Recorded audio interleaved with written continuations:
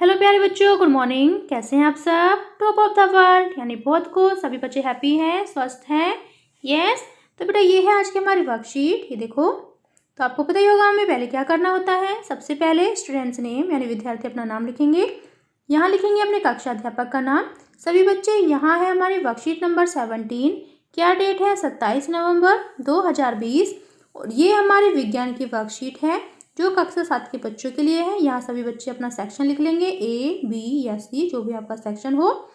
और आज का हमारा टॉपिक है दैनिक जीवन में उदासीनीकरण। ठीक है, तो देखते हैं क्या है।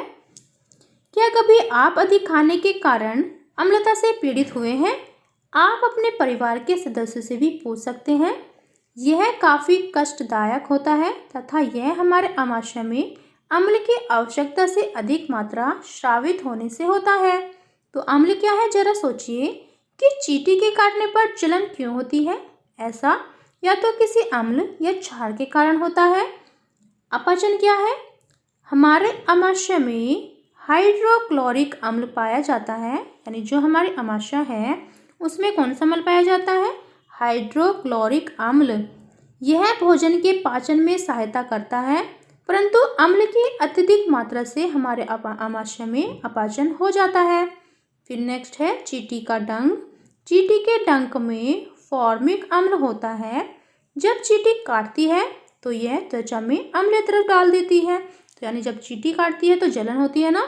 यस, तो वो क्या होते हैं? फॉर्मिक अम्ल। फिर क्या है? मृदा की स्थिति। रासायनिक उर्वरकों का अत्यधिक उपयोग मृदा को अम्लीय बना देता है। यदि मृदा अत्यधिक अम्लीय अथवा अत्यधिक क्षारीय हो तो पादपों यानी पौधों की वृद्धि अच्छी नहीं होती है। फिर नेक्स्ट है कारखानों के अपशिष्ट। अनेक कारखानों के अपशिष्ट यानी कचरे में अम्लीय पदार्थ होते हैं। यदि ऐसे अपशिष्ट पदार्थों को सीधे ही जलाशयों में बहने दिया जाए तो मछली और अन्य जलीय जीवों को अम्ल नष्ट हो सकते हैं। राइट। फिर नेक्स्ट क्या है? उपरोक्त सभी स्थिति अवांछित और नुकसानदायक है, अतः इन सभी का उपचार आवश्यक है। तो यहाँ पर अब उपचार पढ़ लीजिए। फर्स्ट क्या है? अपचन का उपचार, यानी अपचन के कारण स्रावित अम्ल की अधिक मात्रा को उदासीन करने के लिए हम प्रति अम्ल लेते हैं। प्रति अम्ल एक दुर्बल क्षार होता है। उदाहरण के लिए दूध या मैग्नीशियम, जिसमें मैग्नीशियम हाइड्रोक्साइड होता है। फिर नेक्स्ट क्या है? चींटी के डंक का उपचार हमें कैसे करना चाहिए? चींटी के डंक में उपस्थित फॉर्मिक अम्ल के प्रभाव को नमी युक्त खाने का सोडा यानी सोडियम हाइड्रोजन कार्बोनेट अथवा कैलेमाइन विलयन, जिंक कार्बोनेट विलयन मिलकर उदासीन किया जाता है। यानी इसको मलकर क्या किया जाता है? उदासीन किया जाता है।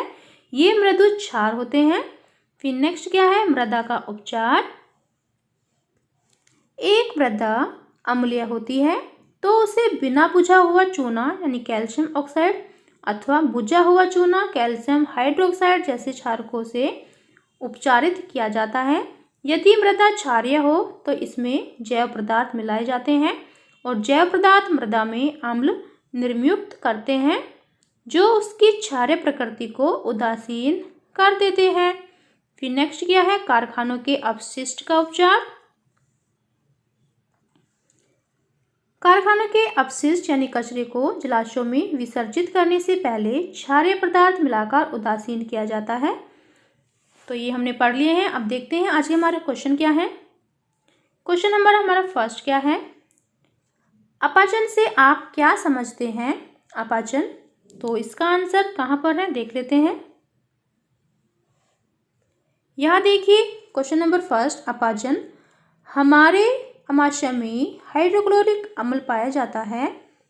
यह भोजन के पाचन में सहायता करता है, परंतु अम्ल की अत्यधिक मात्रा से हमारे आमाशय में अपचन हो जाता है। तो ये होगा क्वेश्चन नंबर फर्स्ट का आंसर। यहाँ से कर लीजिए। ठीक है, ये क्या है? हमारे क्वेश्चन नंबर फर्स्ट का आंसर आपको यहाँ से लेकर यहाँ तक करना है। फिर नेक्स्ट देखो, नेक्स्ट क्वेश्चन क्या है हमारा? प्रश्न नंबर 2, प्रति अमल क्या होता है? तो प्रति अमल क्या होता है, यहाँ पर देखिए, अपचन के कारण स्रावित अम्ल की अधिक मात्रा को उदासीन करने के लिए हम प्रति अम्ल लेते हैं। और प्रति अम्ल एक दुर्बल क्षार होता है। उदाहरण के लिए दूध या मैग्नीशियम, जिसमें मैग्नीशियम हाइड्रोक्साइड होता है। तो ये हो गया हमारे क्वेश्चन 2 का आंसर। ठीक है, तो यहाँ से लिख लीजिए यहाँ तक, राइट, यानी यहाँ से लेकर यहाँ तक ये हमारे क्वेश्चन 2 का आंसर है, सेकंड का आंसर। फिर नेक्स्ट देखते हैं, नेक्स्ट क्या है, प्रश्न नंबर हमारा 3, डैश तथा का उपयोग चींटी के डंक के उपचार में किया जाता है।